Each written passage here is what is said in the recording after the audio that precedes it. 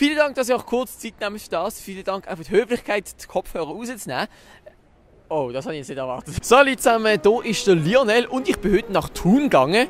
Und ich bin schon relativ lange nicht mehr in Thun und bin darum umso gespannter, was Thun so antwortenmässig zu bieten hat. Viel Spaß! Was ist das Coolste an Thun?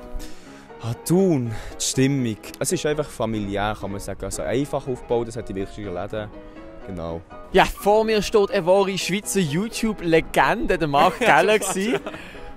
So hast du ja wollen, dass ich dir vorstelle, oder? Ja, genau. Nein, absolut. Nein, das ist jetzt natürlich wirklich so. Er ist unten verlinkt, falls ihr ihn noch näher kennenlernen wollt. Bitte nennen wir 3 Kantone, in denen wir Französisch reden. Biel? Biel! Jawohl! Nein! Ja, ich gewinne Stadt. Nein, Kanton. Bern. Ich habe nicht gewinnt, Biel ist ein Kanton. Das nimmst du jetzt als Videotitel. Nein, mit mir im Pfanne, du Wichser. Nein, Was? Nein. Hast du gerade etwas Kernrezept von meinen Videos entschlüsselt? Ja, Biel? Ja, der warte. Das ist kein Kanton. Fuck, Wurdum. Mein Vater wohnt in Biel. Scheiße. Lausanne? Das ist auch kein Kanton. Warte. Ja, was? Neuchâtel, Lausanne. Kanton Lausanne. Oh. Neuenburg, Genf und Biel. Biel ist kein Kanton. Ah, stimmt, scheiße. Biel ist eine Stadt im Kanton. Lausanne.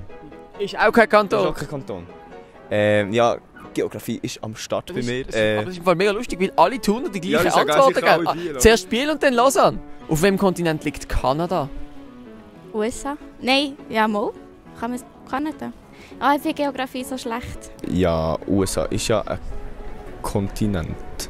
USA ist ja auch der Kanton, der Kontinent.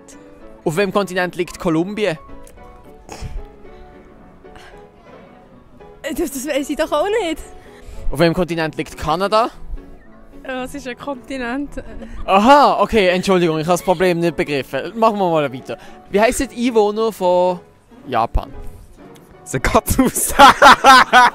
Was? Das steht da. Von Japan. Aha, okay. Von Japan. Ja. Oh, scheiße. Japan. Nein, nicht rassistisch. Japaner, oder? Weißt du? Japaner? Japan. Wie heißen die Einwohner von China? Ja, der ist ein Chineser. Und die... Was?